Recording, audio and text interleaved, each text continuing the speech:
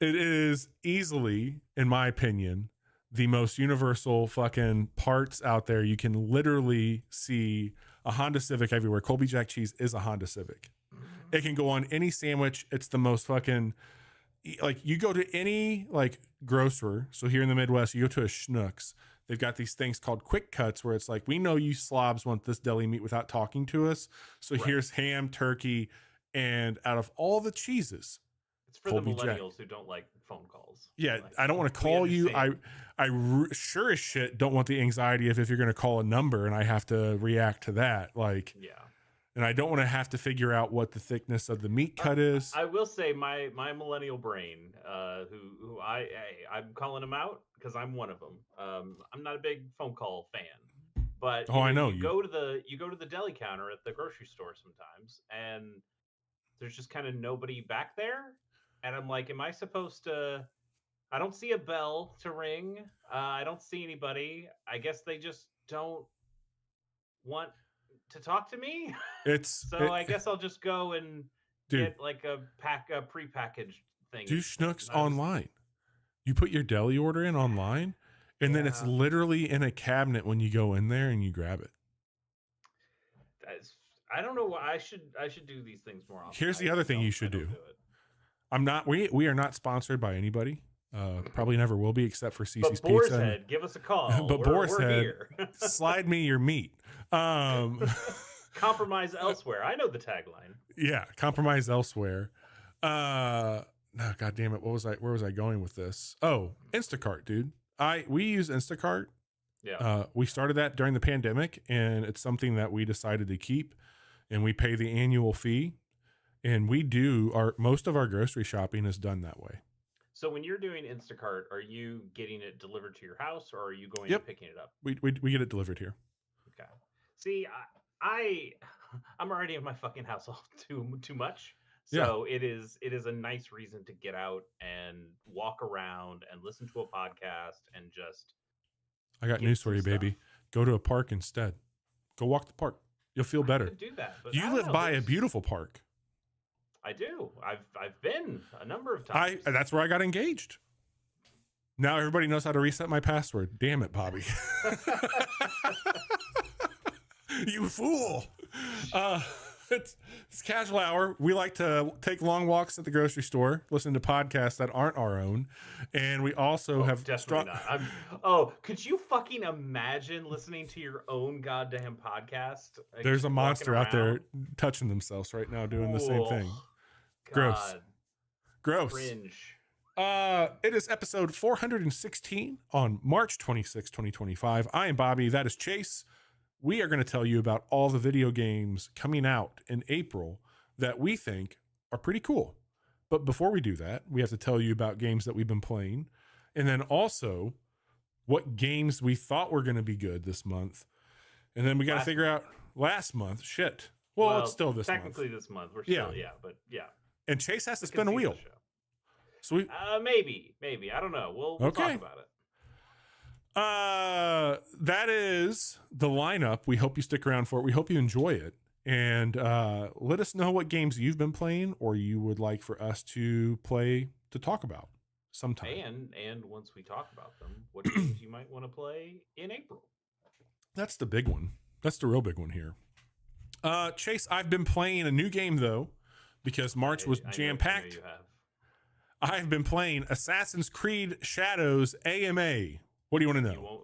You won't stop talking about it. Or you won't stop talking about how you've been playing it. You haven't really told me anything about it, but you just keep telling me that you're playing it. Yeah, I think for anybody who does not know, I'm just like very much into Assassin's Creed as my comfort food, junk food type game. I've enjoyed that series for a very long time. I think it has How had. many? Okay, here's my AMA question. How many Yeah. Assassin's Creed games have you not played? Mainline. I'm not I saying have- you need to play oh. like Liberation for the PSP or something. The only mainline one I have not played was Unity. Really? Yep. Wow. Yep. They've made a lot of Oh, yeah, man. mainline Yeah, console absolutely. Assassin's Creed games. Absolutely. I have played a shit ton of them, and I did not play a ton of one. I played like to the completionist level, all the Ezio ones. I bounced Sure. off 3 pretty hard. Yeah. Didn't play Unity, as I mentioned. I liked the England one with the brother and sister. that's Syndicate. That one's really cool. That was the last one of that style. So then after that, they took a break and they went to Origins. And when they did, after Syndicate, right before Syndicate, they had Black Flag. But Syndicate was the last one of those. Then they did Origins. Well, Black Flag was 4, right? Yeah. Yep. And then after that was Unity, I thought. Correct. Unity, Okay. and then Well, and there was also the one that was like, oh, we put it back on the old console. That was like 4 is coming out, and then here's the other one that is coming. there out, was, like, I think it around was the time. called Renegade or something like that. I can't Yeah, remember. that sounds That's the right. one that came later to the Switch and all the other shit.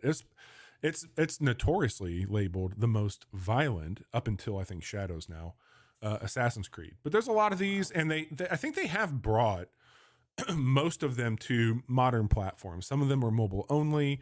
I did try to play the one on the MetaQuest, and it was just too much and made me Play sick. the first Assassin's Creed on modern consoles. I think so. That one got a remaster, I'm pretty sure, or Did an HD treatment. Mm-hmm. I mean, that sounds like a thing they would do, but I Yeah. don't remember anybody talking about my boy. So- Altair. I think for you, Chase, this is where you can probably help me out a bit because you are a lot more versed in feudal Japan. And this is I don't know, more than you probably. But well. I don't know. Let me give you a scalpel here. You've watched Shogun, correct? Yes. Okay, I think Shogun and this game are pretty much the exact same time period because you have, and I think in Shogun It's the Sengoku period, I believe, is what it's called. Yes. okay. And that one had a lot to do with like Portuguese bringing over Christianity and shit and all that stuff, right? Yes. Like okay. So the game Shadows starts off with you being Yusuke and you're coming over with Portuguese and you're being presented, and I think it's Lord, it starts with an M. What is it? Noburuo. Essentially, you're there. The priests are like Nobunaga is Nobunaga. Thank you. Nobunaga Oda. Yeah. He's the big guy. Yeah. So you're there and you're basically asking for passage to freely go about the countryside. And he's like, bring the black man in here. I want to talk to all of you. And he's like, I don't really give a fuck what you all do if I get to keep him. And that's how this game kicks off. And then it cuts to a very, very dark period for Naue, who is the more nimble female character in the video game. Is she also based on a historical figure, or is it just? I don't think so. Her storyline is good. It's just a very well-worn revenge tale. Her story feels somewhere between like authentic period piece Sonny Chiba and like Kill Bill. Like this feels very different for a Ubisoft Assassin's Creed. They take some really strong stylistic approaches with this game that I think really pay off in a cool way. But I got confused, man, because like I thought, okay, I'm meeting my characters that I will be able to switch between. Not quite Grand Theft Auto style, but I got 2 different people now. Got my tank and I got my ninja. I got to like 20 some hours in this game and I did not get Yusuke back. And I was like, am I just not doing this right? What the fuck is going on? Then the news came out to me that during showings of this with developer AMAs afterwards, they're like, oh yeah, he's just a cheat mode. That's all he is. We want you to learn how to play this game and then you can implement him. And we have some really cool story beats for it. And there's a very good payoff on how you two come together in the story. But I just got him. And I don't know if I enjoy playing with him as much as I do Naoe. And I think he's not as like stealthy assassin. No, he's like a big samurai kind of dude. He's like, oh, I literally just run through walls, quite literally. Well, the walls are made of paper. It's not a big deal. No, he busts down some wooden gates, but I bet Chase, you could bust down a wooden gate if you try. He is fucking brutal. Holy shit. So they do this really cool thing where they move the combat to the shoulder buttons back with Origins. And as you're going through your combos, when you get to the killing strike, there's just a fucking death animation. And when you get him, holy shit, the first time I did this, he has a gigantic katana. I'm just like chopping guys at half their health. And I'm like, fuck yeah, this is great. And I chop one guy, half his health goes away. And I'm thinking, all right, here comes the second chop. No, not at all. I literally took that 2-handed and just ran it through his belly and lifted him in the air and shook the katana and then just threw him to the ground. And I set the controller down and I'm like, perfect. Absolutely perfect. Then the next time I go to kill a guy, like, great, lift him. Nope. Buckles his kneecap, falls to the ground, chops his goddamn head off, literally decapitates him. Blood squirts everywhere. You get a little Mortal Kombat in your. You get a little bit of that, but then when you're Naoe, she's a fucking snake because she just will slither around you, and she pulls your head back, and the camera kind of zooms in, and she just slices your throat, and you get that classic spatter. Yeah. Yes, and it's just so good because then she takes off with her katana held backwards behind her back and starts running. Yeah, but got a Naruto run. A bit. Makes you faster, 20% faster at least. Yes, and she also is a fucking beast with a kunai. Like that is the funnest thing because I'll just like run up because she has a grappling hook. That's the other thing they introduce here. You can just grapple up the side of shit when you're hurt, which makes so much sense, and how you would traverse up. That seems really nice for an Assassin's Creed game. Yes. The name of the game is like traversing a bunch of buildings and stuff. And like you had, what was the third Ezio game that was not very good? Revelations. Yeah. But and the game was whatever. But I remember like the new tech they had is he had like a hook on his like hidden blade where like you could get up places faster. Like it wasn't a grappling hook. They had it in Syndicate too, but yeah. Not to the like which is nice, but like like this sounds like what you'd want to just immediately jump out of situations, or sure there's like smoke bombs and shit that you can also toss. And you have those, and then there's even like you can swing between rooftops, so like that you can like close the gap there. But what's rad is like you have your smoke bombs, you have your kunai, you have shurikens that are a little bit more stronger, and they've done some really interesting stuff. So you didn't play any Origins, right? I know we got it for you, but you didn't play that. I played like 2 to 3 hours of Origins. Okay. You probably didn't see it that early in the game, but they start to segment people's health bar. And that's something that people haven't liked in the last few is when you go to assassinate somebody, if you think about the hidden blade, it was always an instant kill. It didn't matter. It's the whole point. Like sometimes now, though, like if you go to assassinate people, by default, you're not going to kill them. Yeah. And they made it like more RPG style of like your attacks do damage. So did. You have some guys who have like armor to take more health and like for me, I am very classic Assassin's Creed enjoyer, kind of like you said. Similarly, I played the first game, the 3 Ezio games, and then when I played 3, I bounced off it so hard. I don't need to play the series ever again. And then you guys bought me Origins, so I wanted to play some of that, and thought it was cool. I liked what Yeah. they were doing. I could see that it improved, but Yeah. it's just kind of a series that I've fallen out of favor with. And we talked about this on the March preview. Like, this is what I was begging for, Yeah. from a location. Like, oh, I want this era of feudal Japan. I like that's the one I want to see Desmond Animus into next. Yep. And we just didn't get it forever. I think there was like a mobile game that might have been. No, I think there was like a mobile game that was in China, not Japan. Correct. And now that we finally got it, I just kind of don't care about Assassin's Creed anymore, and it bums me out a little bit. Like, this is the thing I have. It doesn't always feel like Assassin's Creed, which is kind of interesting. The one thing that you can do, there's a setting now that you can just go and turn on to do the classic one hit kills, but like they've changed some of the RPG elements where you'll find legendary gear that has a passive ability to it, and one of those is I have it on right now where you're going to do more damage with your kunai, which is really, really cool. And there's other things that you can then go into, and I can what's it, like stamp or something to that degree, a weapon or an item. You're getting these inserts that you can put on weapons and armor. And another one is, hey, your kunai is going to actually take away an additional health segment. So I'm at a point now where I can just like drop people, but I have to go and retrieve that stuff, and that's fun.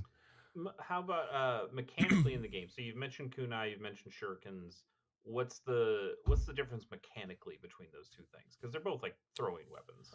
So I just unlocked the shuriken and I haven't used it, but from what I was reading on the description, I think it has the ability to take out. I was trying to remember, like I thought it was able to like knock down or cut through something compared to a kunai. I'm probably getting this way wrong because I was rushing through the description, but I'm like, hey, I'll just unlock this. So I haven't used it yet. I just go between kunai and smoke bombs for the most part. Sure. There's another interesting change here where in the previous games, you could just unlock the ability to do a double assassination as those games progressed. I don't know what the name of it is. It starts with a T. It looks like a small katana, but as a knife. And yeah, I'll remember it at some point, but yeah, go ahead. So you can equip that as your main weapon, but if you just have it, because you can have two weapons equipped at any time. If it's your secondary weapon or just your main weapon, you can do a double assassination with it and your blade. So there's a trade-off that you have to do. Like, well, I really like a katana, and I don't know what the name of the weapon is, where it's like a scythe on a chain with a ball at the end. Yeah, it's like a chain. Yeah. I really like that, and I like the katana, but I like a double assassination more than both of those. And Sure. so I'm just going back and forth on that stuff. I feel like it's called like a washizaki or something like that, but I think it has multiple names. The other big thing that they've added here is you have a base of operations. So you are finding scouts. And this is also a good moment for me to tell everybody how I'm playing the game. They give you a few big choices when you fire it up. The first one is, do you want to play this in what they are calling an immersive mode, which overwrites the language to be just Japanese and Portuguese with subs on. The other thing that they is... Do they call it a Taichi sword? Or maybe. Okay. Well, you said sort of what you were thinking it was a T. I'm just looking at the... I think it is. Okay. What was I saying? Lots of names for little swords. Yes, lots of names for little swords. I can't remember where I was going with that. Fuck. Sorry to it's okay. throw you off. I was saying that this to get to like the base building element of it. So you have these weapons that you can upgrade, as I called out. I talked about immersive mode. There's another mode where the navigation. So in the previous games, it's like, here's your next quest marker. But now the way they do it by default, it's like, hey, you need to go find and talk to this person. He's in Osaka. He is near this temple. He's west of this thing. And then you can either go and try and like get close to it, and then it tells you where it's at on your map, or you can recruit people who are scouts that you can assign to the region on the map, and it will just tell you where the person is. So like that's a cool thing if you just don't want to go for it, or you can turn that setting on. Chase, you'll be proud of me. I'm playing this with subs, not dubs, because Ooh, look at you. So yeah, fancy.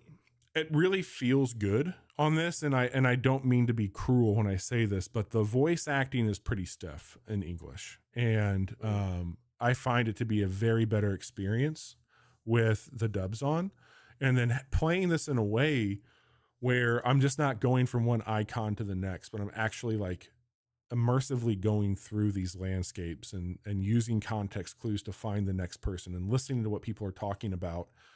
It has been such a better experience. And this game's gorgeous. They have seasons in it, which I really appreciate.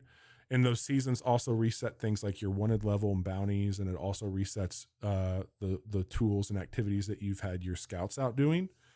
But you build this base, and one of my favorite mechanics in a game is when you have like this very zoomed out view of like building something, but then when you go back into it, you're like living in that environment. I think that's a really cool mechanic in games.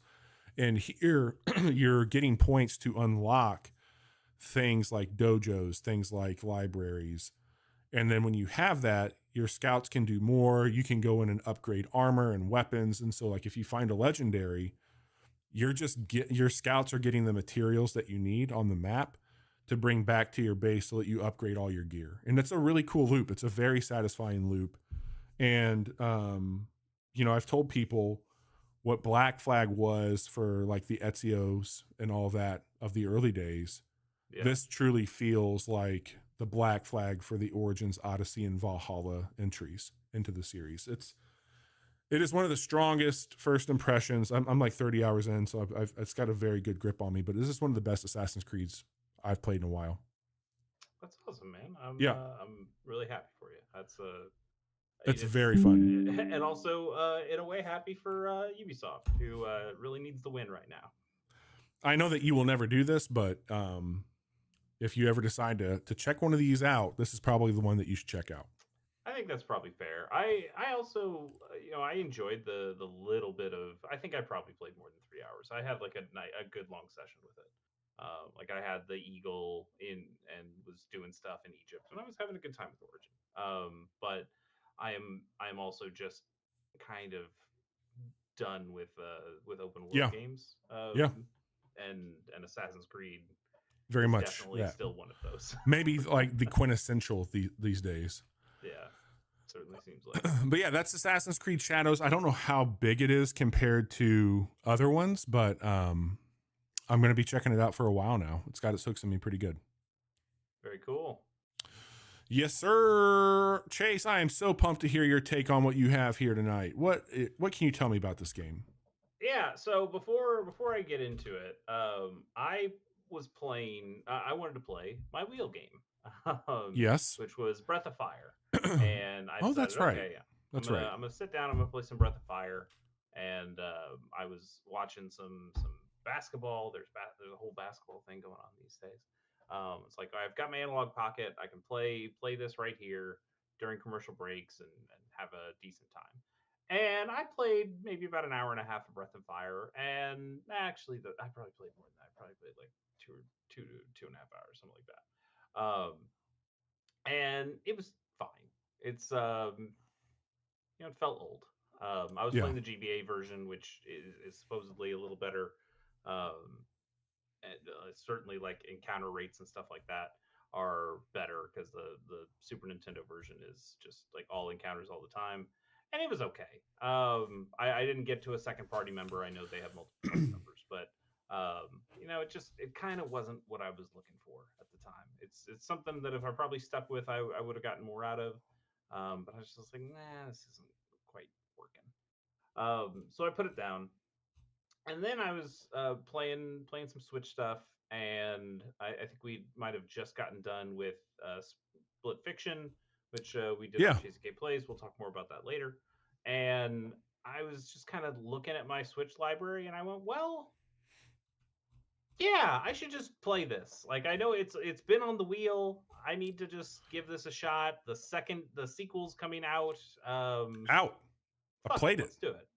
Yes, well, it was coming out when I first started playing it. Yeah. And I was like, fine, we will play Dark Deity, finally. A game that I should like. It's a Fire Emblem like, which is my jam. I'd heard some really good things about this game, and I wanted to see it for myself. And so I did. I'm about halfway through. In fact, I think I'm exactly halfway through. I'm on chapter 14 of 28. And I think this game is pretty solid. Yeah. I think they do a lot of really good things. I did take some notes so I don't just kind of ramble here. Um, Animations, character sprites look awesome. Like And they they've get done so a much really better good in job. 2. Holy I shit, I they believe it from trailers I've seen. They look great in two, but they're really kind of nailing that GBA Fire Emblem Mhm. style with the really nice pixel art. I think they've done a fantastic job with I that. think isn't it one guy that makes this, by the way? I I'll look that up. I'll look it up. I got you. Okay, I feel like it's more than one person. The maps, however, I think look pretty fucking ugly.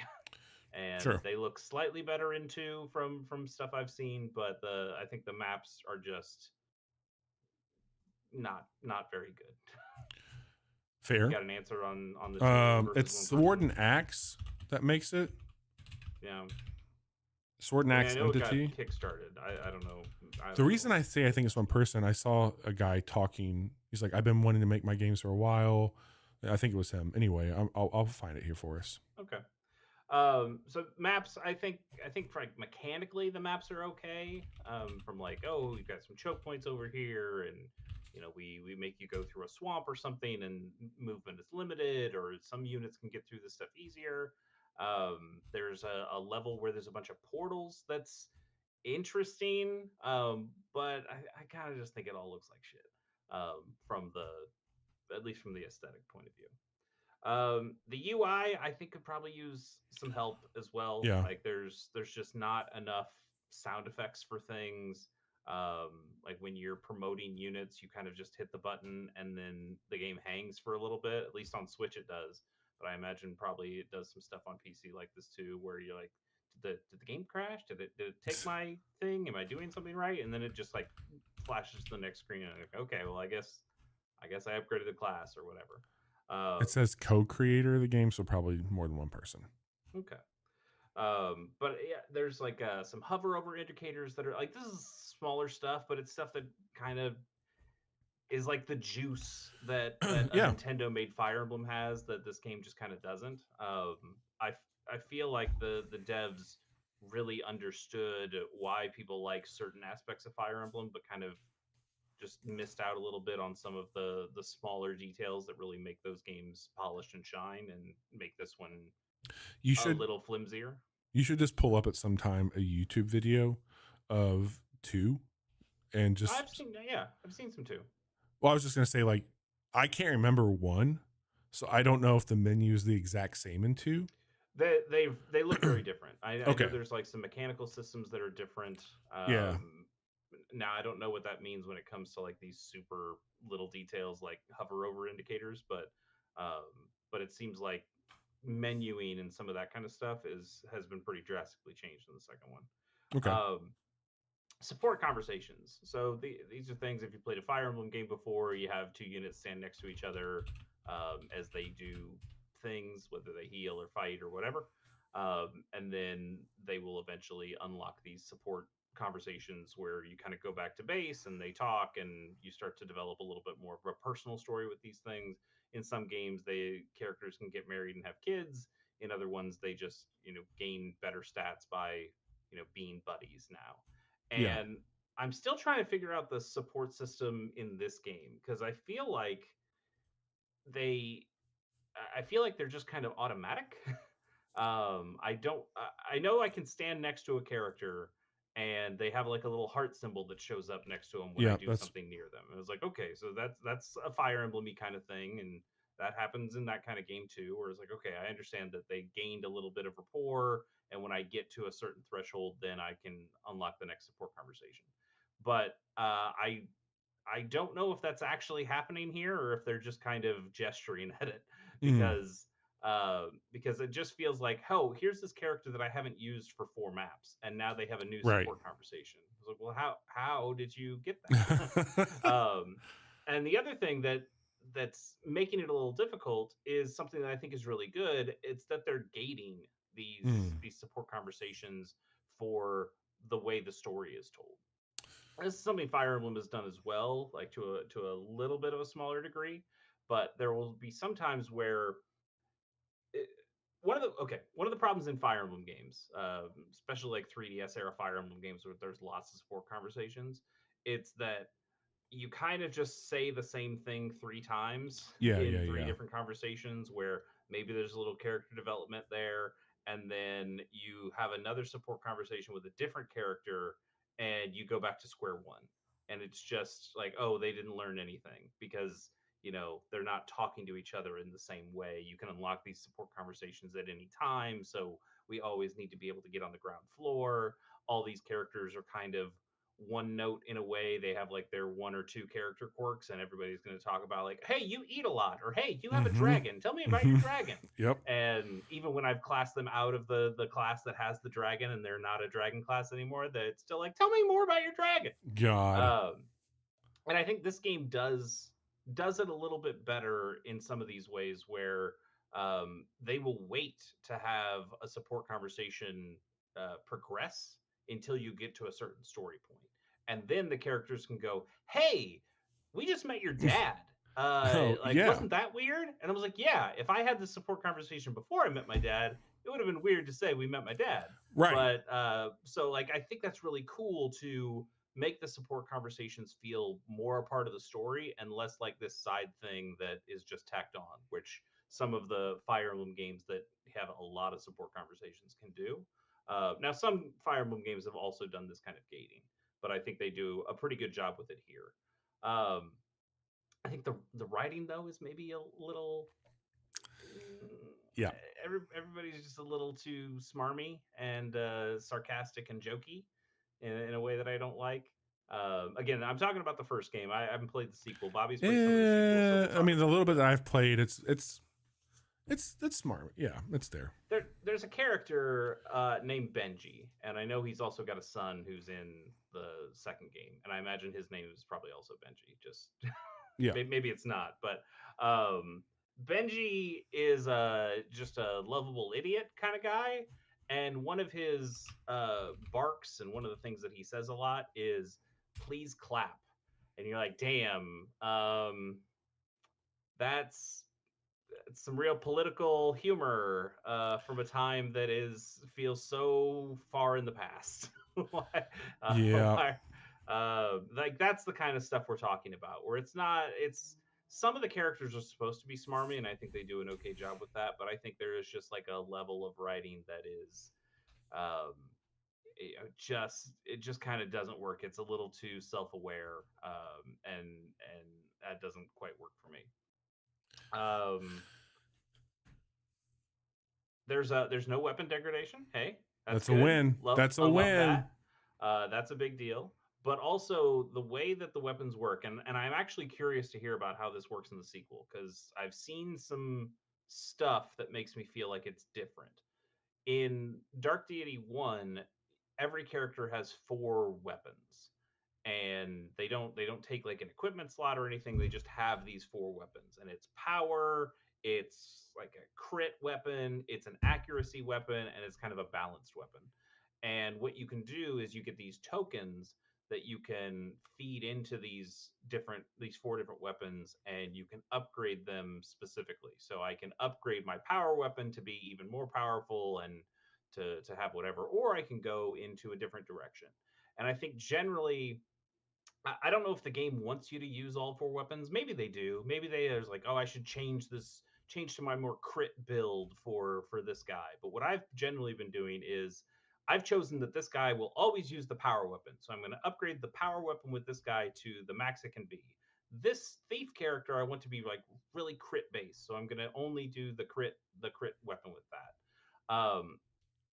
And I think most of the choices that you make for the different weapons just don't feel really important. Like, yeah, the crit one Sure. adds some more crit, and the power one is a little bit more powerful, but generally they all just feel kind of the same to me. I don't feel like I really am in a situation where I go, oh, I really should use the accurate weapon because I'm just not getting the accuracy on this guy, or I really need to switch to the balanced weapon.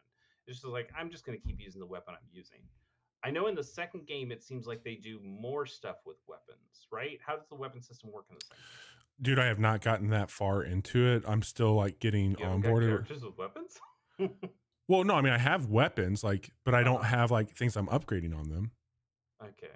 But like your weapons are I feel like the weapons are like individual things. Like you can like their equipment, like you more like a Fire Emblem where I would Oh, unequip well, this like weapon and so I would far equip I've this other got weapon. people with there's one person, two people with bows. There's like a big knight that I have. There's a magic user. I think they have a book, if I'm not mistaken, and they're like Yeah. casting spells with it. That's all I got so far. Like I've only gone through Okay. like maybe the first two. I just downloaded it on my handheld the other night. Yeah. But I haven't seen that same like four weapon system in the trailers and reviews I've seen for the second game. So I feel like they've changed up that system, and I think that's probably for the best because I Yeah. just kind of find the four weapons somewhat pointless. Like I choose a weapon, and that's the whole weapon I go with. And Let's I don't see. know if I'm necessarily playing the game they mean for me to play, but I also haven't had an issue with the difficulty. I'm also not playing it on a super high difficulty, but I do find the four weapon system feels just kind of unnecessary to me. Slashing excels against leather, piercing against chain, cleaving against cloak, and crushing against plate. Yeah, but I don't. Okay. These are advantage. This is the advantage system that they have there. Yeah, I know that like the first game, this game doesn't really have like a weapon triangle exactly. Mm-hmm. So I know they added some stuff that like what you're talking about there that makes some weapons effectiveness differ. But I mean, I don't know if you have like your big knight character, you can change to a crushing weapon from a slashing weapon or something like that. Got If it. that's the case, then I think that's more interesting than what I'm seeing in Dark Deity One. Let me But see if we'll see. there's anything. I don't have anything else that I can see on that right now. That's fine. That's fine. I wouldn't worry about it. I mean, we're mainly focused on the first game anyway. Yeah. The story's kind of whatever. It's a Mm-hmm. little bit generic, but I think the character designs are generally pretty good. I like a lot of the characters. Uh, they, they they have lots of like, hey, here's like a Yeah. really old guy who does some cool stuff here. Here's a little young girl who's got a bow. This one's got like a ferret that she has like on her shoulder all the time. This one used to be a noble woman, and she's like kind of a stuck-up girl. I think they have a nice selection of people. In fact, I think they have too many fucking people. There's a I'm lot of only people. I'm only 14 chapters in so far, and I've got so many characters that I can't bring a lot of them into different battles with me, and I've had to choose which ones to be with. And I guess I'd rather have too many characters than too few, but I also feel like I'm just casting characters away that maybe I would have liked because I don't know. You just gave me three more on this map, so I guess that one has to go now. Maybe someday I would have loved you as a character, but I'm just not getting to have that Not time right now. now. Yeah, I I get think that. they also have built this game in a way where they want you to replay it a lot. There's a lot of like really cool menu options from like randomizers to ways that you get different characters at different times that seem like they are really wanting you to play this game multiple times, and I'm not going to do that. So it makes the characters uh, this is my time to be with the characters, so I really want to engage with as many as I can, but that's not kind of the way they set this up. So I feel like I'm really getting a shallow view of a lot of these characters, I and then think I that's just kind fair. of put them over to the side to have like these are the 10 I guess I'm going to spend my most of my time with, and then the rest of these people can fuck off, I guess. I kind of always um whittle it down myself in similar fashion. yeah, and I mean, again, Fire Emblem games do this too. You generally have a bunch of characters, and they in Fire Emblem they do that because you have the permadeath. So if somebody character dies, you can slot in a new guy to fill that spot. There's no permadeath in this game, so it's Right. if a character dies, you're just going to bring them back for the next mission anyway. And it again, now you have this giant cast, and you never really get a chance to use some of those other guys that you didn't use before. Heard. The class system. I think the class system is generally pretty cool. I like this. There's like these branching paths where you can go from one class into 4 different classes, and then it seems like you get another layer that I haven't gotten to with any character yet. That is like 4 other choices, and I think you can kind of take those paths any way you want to go.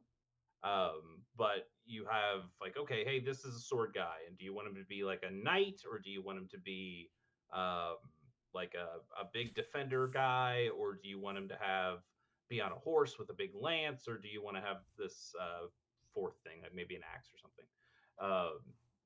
And I think that's kind of cool. I like Fire Emblem style games that say this character is a sword guy, and he's going to stay a sword guy throughout the thing. It's not like Fire Emblem Awakening, a game I love, but like Fire Emblem Awakening has all these characters that you just slot into every different class to get them all the different moves. So even though this character is talking about how she's a mage all the time, like now she's not in the class that's a mage, and yet she's still talking about that. Or like the character I said before, who's like, I have the dragon, but now you're not in a dragon Right. class. Yeah. And some of that stuff feels like, oh god, I'm gaming the system a little bit too much, and it doesn't feel true to some of these characters. And I think this game is a little better about doing that. Although I think some of the classes are a little odd because I've got like a character who has a spear. They have a spear in their art. They talk about having a spear and using the spear. And when you're the spear character, when you move into the next set of classes, one of those 4 classes that you can go into still has a spear. And then there's like a magic user guy, and there's a different magic user guy, and I'm like, wait a minute. Well, now I'm into this magic class, and this character still has the spear in their art, and it just feels a little weird to me. So I like that the classes are still kind of limited, but I still think some of the class choices of how you move into different classes is a little bit weird. I'll finish up here with 1 or 2 more things here. They've got like this aspect system, which is kind of cool. Sure. There are these it's not exactly equipment, but it's like a something that you can slot into your inventory slot on each character, and it gives you an ability by just having that in there. So, Like a little this passive perk type thing. yeah, like this character gets draws more aggro from guys, or this one gets a 10% strength boost based on some other bullshit. And I like that in that it's kind of like almost like a Final Fantasy VII materia system where I can just slot those things and swap them out and put them onto a different character if I need to. I like different like passive perks that you can pass around and not just have be locked to a single character. And I think this aspect system is kind of an interesting way of doing that. I think it gets lost a little bit because the aspects just feel like any other Mm-hmm. consumable item that goes into your inventory. So it's like, well, is that an aspect or is that a piece of food? It's tough to tell. I can't remember. And then you have to go in and look at the tooltips or whatever, and you go, oh right, yes, that was an aspect. That's fine. And I think they also said the aspect only works if it's in the top slot of your inventory, which is also a little pain in the ass of okay, switching my inventory to make sure the aspect is there so it's activated. And I imagine they do that so you can't pile on 4 different aspects onto the same character. They only get one, but Yeah. at that point, just give them a slot that says my aspect slot, and I only have one of those. But I don't know. And then lastly, inventory management might be too many characters. No, I guess I said all these things. Okay. Generally, I think it's solid. I think I'm Cool. having a good time with it. I think I'm gonna beat this game. Good. I'm interested in the second game and interested to see what they change. The second game so far is only on PC, so I've got some time until it comes to Switch or maybe Switch 2. We'll see. But generally, I'm happy I played it, and it kind of makes me just want to play another Fire Emblem game. game at this point, which is Well, maybe he's- more dangerous. that is. I hear you, man. I'm glad you're playing it. We are going to have to find the fastest monthly preview because you and I had a lot to Yeah. say about a lot tonight. That's true. There's not a ton of games on the preview this month. Well, let's do like a sprint up into the actual video stuff here. So let's get through last month and free stuff. Yeah, so last month we had some picks. I picked Dark Deity 2. There it is. Which you know we talked about here. Knights and Tight Spaces, which we played on Love. Monday and having a good time with. Game seems solid. And then the Suikoden 1 and 2 HD remaster, which you know I've played the second game. I would like to play the first game. This is probably the way I will do it. I just I don't really need to play Suikoden 1 right now. Yeah, Bobby, you fair. had Atomfall, which Comes out tomorrow. Okay, cool. I was like, I don't think I've heard It's you say it. loaded and locked in. Nice. You had Cataclysmo. I own and have played. Nice. Assassin's Creed Shadows, which we talked about tonight, and Knights and Tight Spaces, which we mentioned earlier. I have those things. I've done those things, and I enjoyed those things. Well, here's some things that you can do next month that are on PlayStation Plus Essential for free, and if you have PlayStation Plus. All RoboCop tiers. Rogue City is for coming to PS5. That game, I picked it up. people liked that game. I haven't right? played it yet, but everybody seems to think that's a really good one of those. Yeah, like it was kind of a surprise hit. And now it's free, so I guess I will pick You know that up what? as well. We should just check that out and both give a hot take one night this next I can see month. that. I can see that happening. Just check it out. Be like, hey, I like it. Sure. A game I won't be checking out is the No, Texas sir. Chainsaw Massacre. That's for PS4 and PS5. They said it was like an asymmetrical horror game, and I was like, well, I thought that was the. And it's not even the scariest game they're giving you for free. Well, it's like, didn't they have like the Friday the 13th game, which was also kind of an asymmetrical It's the same thing. horror game? Same Didn't thing. they all like?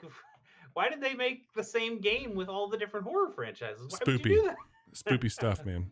And then The real most horror important one, story. obviously, Digimon Story Cyber Sleuth Hacker's Memory for the PS4, which is playable on your PS5. You've played this one, right? Liked it? I played this one. Yeah, I Yeah. liked it. So I think Digimon Story Cyber Sleuth, the first one, is probably the one I like a little bit more because it kind of tells the main story, and then this Hacker's Memory one takes place at the same time, and you see stuff from the first game happening. So I think if you're just jumping into this one for the fresh, it might be a little confusing because they just kind of keep referencing things that were from a different game. But generally, the story is self-contained. Yeah. But those are good games, and I'm really looking forward to the next Digimon Story game, which is coming out later this year. Oh, hell yeah. Bobby, what's coming to Game Pass? I think this is the best value for your money month of Game Pass Chase. You have a lot of really cool looking things here. South of Midnight, Commandos Origins, Descenders Next, Blueprints, Tempopo. That's a fun word. Claire Obscure, Expedition 33, and Towerborn. That's a big month. Yeah, Tempopo was also weird because there's a movie called Tampopo. Ah, when you're yes, searching Cousin for Tampopo. When you're searching for Tampopo, you're finding a lot of stuff with Tampopo. I was like, "Are you sure you don't mean Tampopo?" I was like, "No, I'm looking for the." You know what they say, Tampopo, Tempopo. Yes, that's what they say. Famous Japanese phrase. On April 1st, no fooling, Koira comes to PC. Oh, hey, and wait. PS5. You gotta spin your What? fucking wheel. No, we don't. No, we're fine. I'm gonna take a. I mean, I'm already playing Dark Deity, which is like spinning. I the just wheel. spun it. I just spun it. It's not on camera. Nobody can see it. Oh, okay. Okay. What would it have been? Spartan Go ahead. Total Warrior. Oh shit! Spartan Total Warrior. You know, I did just watch Gladiator 2. There you go. Which was not a great movie. Nope. No, I didn't like that movie all that much. I've always wanted to play Spartan Total Warrior. Who knows? Now you have to. That's probably a quick thing. Maybe I can sneak that in. We'll see. Yeah. God, Spartan Total Warrior. All right, let's talk about the games that are coming out this month. As I said, no fooling. April 1st, Koira comes to Windows and PS5. So What a this is an looker. adventure game published by Don't Nod, who we know from Life is Strange. Um, not developed by Don't Nod, but published by them. I think it's got some style, It and does. it's kind of going for this wordless thing, which I think is generally pretty cool in games when they do It, that. it reminds me of Um, Haunty. Do you remember that game? a little bit, yeah, Yeah. yeah. But it also seems just pretty melancholy. It's like it's a Yeah. game that seems good if you want to be bummed out. Big sad, baby. It's sometimes that's what you want. On the 8th, skipping all the way to the 8th, South of Midnight comes to PC and Xbox Series X. Bobby, I think you're a little bit more excited about this one. Yeah, I've only gone off of what they've shown at like the big pressers here, and that was enough to get my appetite up for it. This looks to be a pretty fucking stylized, deep fucking gothic, like Southern Gothic. Yeah, like it's definitely got it's got its own style to it Yeah, in more ways than one.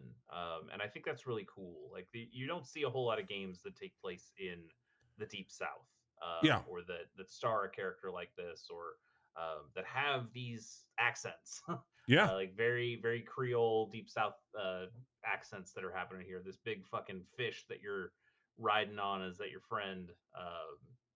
It's cool. There's a lot of yeah. personality in here, This and I this also could really be a like big this deal. animation style. Like Yes. it reminds me a lot of the Spider-Man Into the Spider-Verse stuff, where it's like animating on the twos or Yeah, man. whatever. It definitely like that was the first trailer we got for it was like a I think he was kind of like a skeleton looking dude playing a really cool like southern song, and all the animation was like, God damn, this thing has got the juice to it. And watching this trailer, you actually get to see what the gameplay looks like, and it's very very much like different than what I thought it was going to be. Yeah, it's Compared, like character actiony. I mean, yeah, I wouldn't say Dark Souls exactly, but no, you're running around, and she'll get up to a boss here at some point, and it's kind of an arena where you're dodging, you're yeah, swinging your I'll sword jump and it forward a little whatever. bit. Not sword exactly, but yeah, you're it seems neat.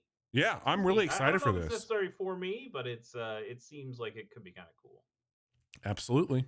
It reminds me actually of what's the Bridge of Spirits? Kona Bridge of Spirits? It was like, yeah, Kona Bridge of Spirits. I think that's there Yeah, for sure. I can see that. yeah. Just in kind of its character actioniest I thing. doubt this will be a very long one too. I think this will probably be a very snackable experience. It Yeah, looks I can see that. gorgeous. It does have a cool look to it. Really unique. Interested to see how that one comes together. That's coming out on the 8th. On the 9th, Descenders Next comes to PC, Xbox One, and Xbox Series X. It's a snowboarding game. I'm always interested in another snowboarding game, and Yeah, I think this one's cool because it has like a bunch of different environments. Like you're not only on snow, but you've got some dirt tracks here and some foresty kind of areas. And there was a point in it time, could man, be where cool. I played every fucking snowboard game they'd let me. Yeah, yeah. I played the What's demo the for best snowboard this game? at the next fest, and it feels pretty good. Okay, that always that's It a big sign. feels pretty good. Well, what is your favorite snowboarding game? You got one 1080. on the N64? Yeah. Yeah. I'm probably like Or an SSX amped. Tricky. Yeah, Tricky's a big one. I kind of like an amped 2, maybe. I Sure. think I really liked amped 2. If I'd have to go with one, I also really liked the last SSX one they did, the downhill one, where Oh yeah. it was on 360. I can't remember the name of it, but I really like that one too. Let's move on to the 10th. We have Blue Prince coming Some to good food PC, finally. PS5, Xbox Series X. Yeah, I saw your friend and mine, Austin Walker, talking this one up. This seems fucking cool, man. Yeah, this Just this was like one of my favorite things in the state of play, easily. yeah. So just it's like a puzzle game where you have these rooms that you can slot into the board, and then you're able to like navigate the rooms, and I imagine like, oh, you put the greenhouse in here, and then you can go into the greenhouse, you can grab a thing and take it out, and then go into the kitchen and use that thing in there. But it also kind of feels a little bit like The Room in a Yep. way, the series of games where it's a lot of manipulating things and moving stuff and clockwork kind of worlds.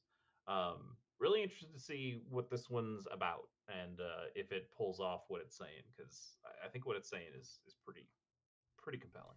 I agree. It looks great. I'm hoping maybe we can do like at least one Monday with it. Yeah, I think that would be a cool thing to do. Also on the 10th, Crashlands 2 comes to PC Hey. and mobile. Shout outs to our local friends over at Butterscotch Shenanigans, St. Louis-based game developer. Very cool. Um, I I feel like the first game came out before you were so survival It crafting did, pilled. but it was a mobile game, and I Yeah, played a lot of this when it got ported to mobile. yeah, and it's out on everything. Mm-hmm. Like the first game's like on Switch and on plenty of other things. I played a good portion of this, I think, on my Mac a long time ago. Um, but now that the second game is out, and now that you are the way you are, is this something that's compelling It to you, Bobby? is. I think there's a lot on my plate right now that I need to get in a good state, but I think we're going to have a little pocket probably where people are trying to figure out Switch 2 release and Grand Theft Auto shit, where I can probably sneak this in and play it, but I will be There's picking so it up. much to craft. There's... I'm going to get it for sure, dude. It's a local game, I got to. I got to. It's true. We gotta rep our friends. Let's see. On the 14th, Forever Skies comes to PC and PS5. So this game was in early access and now is coming out as the full thing. I have you mentioned this one to me I've before? played it. Okay, I've played it. I own this. I It's believe cool. that. It's cool. Like I played it when it first hit. There's actually a demo. And I was like, It's this like has a lot of Subnautica, potential. except you're in the air. Yeah. And like I just didn't go back into it. It did feel a little janky at the time, but it was an early build. This is a good enough reason to go back and see what it is. I don't know if I'll get right to it this month because these are games that like I kind of got to marinate in for a bit, and I just don't know if I need that devil right now. Yeah. Well, speaking of games that are that devil that you don't need right now, also on the 14th, Warside Yeah, this comes to is PC. unapologetically something. Yeah, I mean, yes, obviously somebody found Advance Wars and was like, we should make one of those, and Nintendo's not really making one. And when they did, they just remade two of the old games, and What was the also other they one delayed it forever. like There's this? so There's been many two of games. them. Oh, you mean Wargroove? Yes. Yes, yeah. This is not Um, related. no, and Yeah. this is much more like, hey, we just made Advance Wars again. Wargroove was at least like, hey, we're in a different setting. There's different kinds of units. Yeah. This one is very much, hey, do you like tanks and infantry and all that kind of shit? Are you getting this Um, though? I'm not on PC. Again, Oh, is it if I only do get PC? this, yeah, it's only PC for now. Okay. If I do get this, I would play this on a Switch. And it does seem cool. Like they've got some really interesting stuff. I've looked into some of the ways that the game works. There Oh, are it's on some everything new too. units here. Like there's a unit that pushes other units, and like you can push them into water, into like the ocean, and just instant kill them. Which seems kind of cool. Like that's a neat thing that you didn't get from original Advance Wars. So again, like in a similar vein to like a Dark Deity, it sounds like somebody who really knows and Are you understands sure what. this isn't coming out on this shows I know it has all that stuff, but it's only okay. coming out to PC now. Heard. Uh, Okay. so the other stuff could come to. I mean, it could get ported eventually to these other things. We just don't have a date for any of those. Okay. But Cool. yeah, PC on the 14th. On the 15th, Lush Foil Photography Sim comes to PS5, PC, and Xbox Series X. Bobby, I believe you added this one. I did. I've been watching this one for a while. This thing looks fucking rad. Yeah. I think I actually sent you a tweet. That's how long ago this was announced of some of the grass tech. Yeah. But this is just a straight up like photography sim, and you get to go and walk and do some really cool stuff. Like you can do path walking. There's a part where you can do some biking around to find really cool spots. There's here we are in a canoe or a kayak. Um, I I mean, it looks like it would be a beast of a game to run, but I know you and I both. I mean, hell, we have a whole category for game of the year where we Yeah. do best screenshot. Here's a whole game about taking in-game photography that just seems really fucking pretty and very cool. I think like a tiny glade. I think kind of like a summer house. I think it's in that type of vibe. I can kind of see that. I, I want a Pokemon to show up, you know? That's dude. So I think we actually Like, talked about this. Make this yeah. Pokemon Snap, but like This is what I wanted Pokemon Snap to be. yeah, but like make it very like artful. Like have them be like in the environment where you're just observing, not like Yeah, there's a well, I'm sure there's multiple, but there is a YouTube series I've been watching right now that is like building Pokemon in Blender to like really high res stuff, and then they're like I'm sure it's like Cameo or Fivering somebody to voice over, and they're making it sound like these nature oh documentaries. yeah, And it's like this. That's kind of what the vibe I'm getting here of like, man, yeah, I would want that. Just like show me a whooper coming out of that ocean. yeah, Like that's all I yeah, want. yeah. This looks cool though. I'll definitely be checking this one out. It does look cool. On the 17th, Bionic Bay comes to PC and PS5. So this has like some real Play Dead or Inside vibes to it, and I think it's like pulling at a lot of the same. Yeah, this one Heart. looks really cool. Yeah, yeah. Like it's got like some fucking style to it. Yep, I big really time. like this kind of puzzly elements of like it actually reminds me a little bit of the Prince Persia Oh yeah, yeah, game yeah, where you're yeah, like zipping past a bunch of stuff and but like all this stuff where you're teleporting around a little bit, but the environments just seem big and crazy and very Play Dead style of like man, some really big environmental storytelling's happening here. I think it's cool. I think it's yeah. cool. I think It this might looks be like a great. little too mechanically dense, almost like some Yeah, of this stuff scares me a little bit. Of like, I don't know if I'd know how to do some of these puzzles if you weren't showing me in this trailer. yeah, Uh, fair. but maybe the game teaches you well enough. I don't know. Seems neat though. I would like to see more about this game. Yeah, lots of cool mechanics Yeah, here. 100%. On the 24th, Claire Obscure Expeditions 33 comes to Fuck yes. PC, PS5, and Xbox Series X. I'm just gonna get out of the way and let our friend. You know, this say is wild for me to be this excited about a turn-based video game that has the inspirations of Final Fantasy and Persona on it. I think it just shows Yeah, how far I've grown. But that is what this team I've watched. They did a small little docu series on this when the last like Xbox thing happened, and there's so much passion and heart from the team making this right now, and they're like very apparent like what they cared about when they were building this.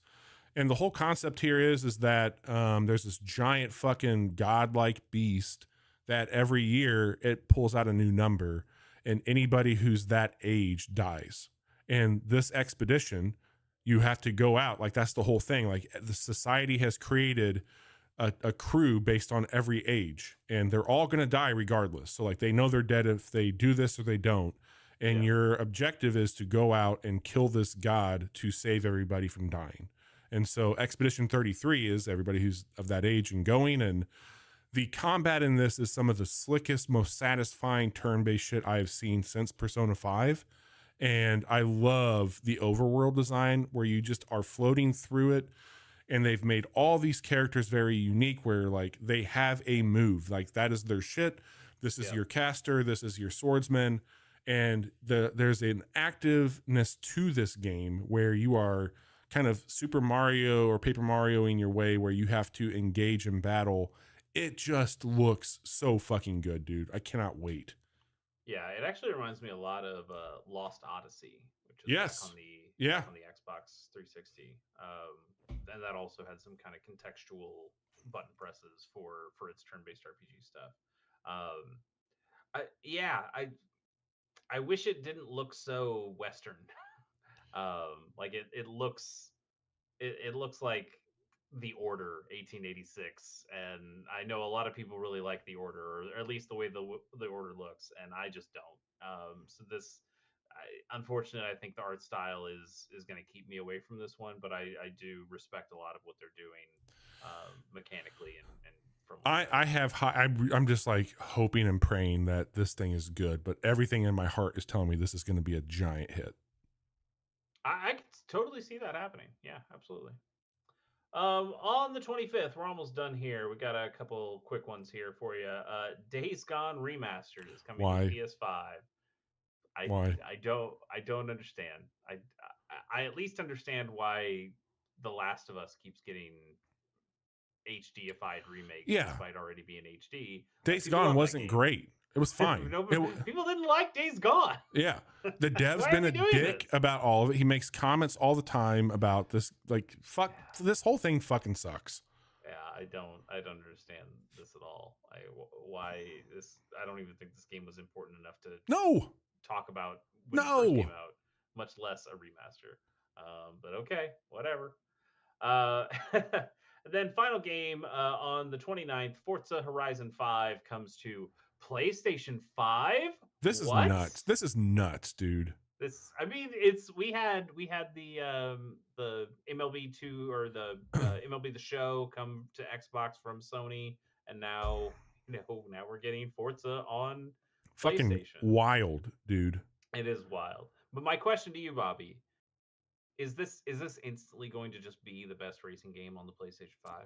Like, is there a better racing game that you could play on a PlayStation 5?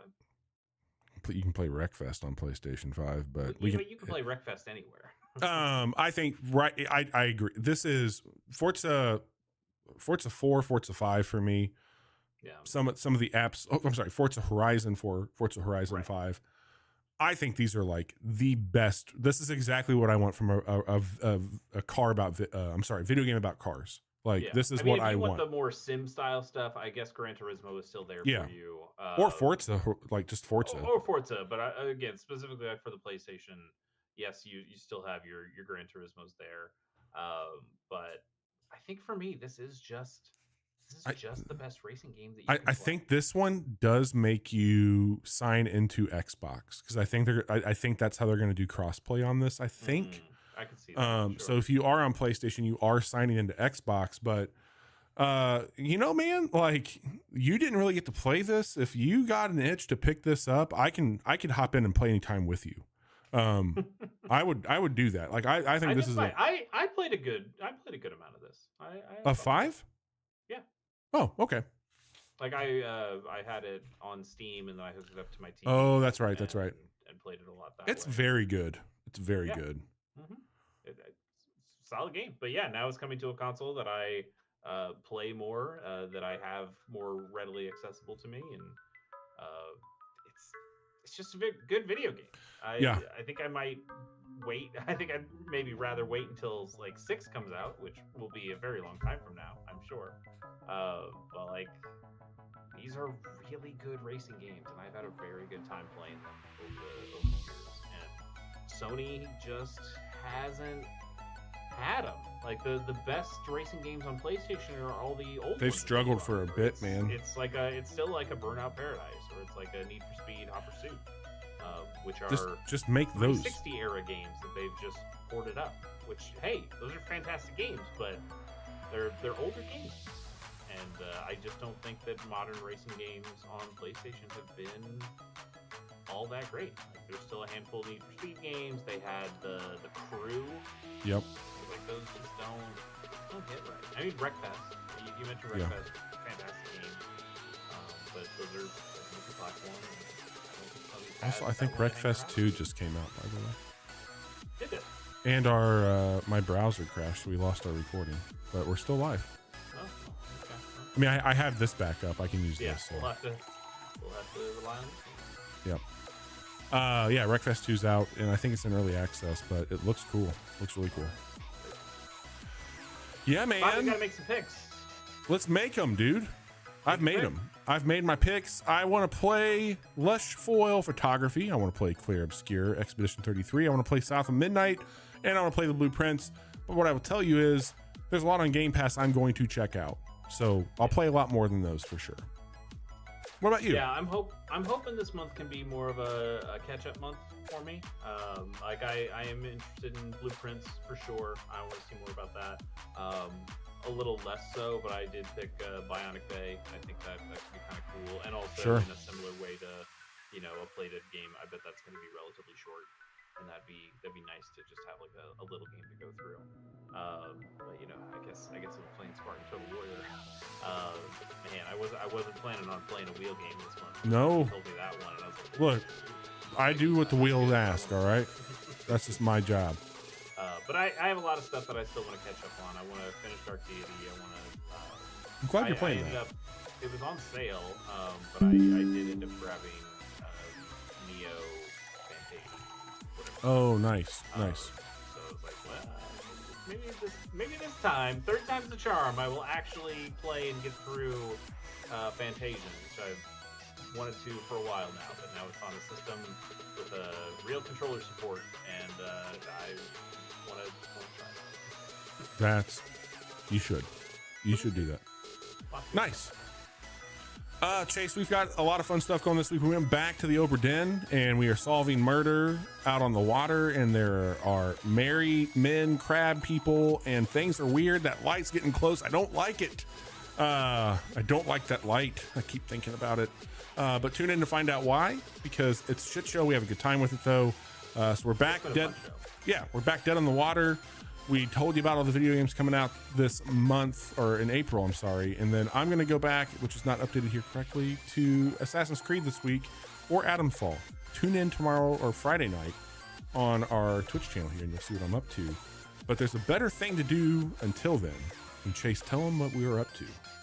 That's true. There's a new series on Chase K Plays. We hinted at it earlier, but Bobby and I are playing through the new Hazelight co-op game, Split Fiction. In a series we're calling Stranger Than Split Fiction. And episode 1's out right now. You can go put it in your eyeballs, and I think that's going to be a very fun series.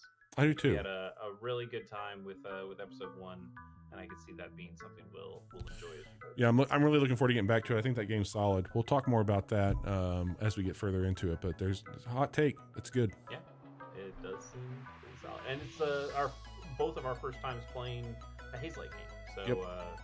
We're kind of experiencing that for the first time. That's pretty cool. So go to Chase K Plays, go watch that series, and then I've got my other podcast that I do with our good friend Pierce Corshane. It's called By the Program. Pierce and I watched the first episodes of every television show ever made. Our latest episode is on Columbo. The one that we're working on, we haven't scheduled the time for it quite yet, but we're going to be watching the Showtime show, The L Word. Saucy. Yeah, I guess. We'll see. I know very little about the L Word, except I know what the L Word is now. The word, the L Word, not the show. I don't you figured it out. You cracked it. Know what the L Word is. It narrowed it down to 1/26 of the possibilities of what it could be. Fair. Well, tune in to find out what we think of all these games next month, but there will be a lot more in between now and then. Chase, thank you for putting it together as always. You do a great job, and can't wait to hear more about Dark Deity. I'm glad you're playing that.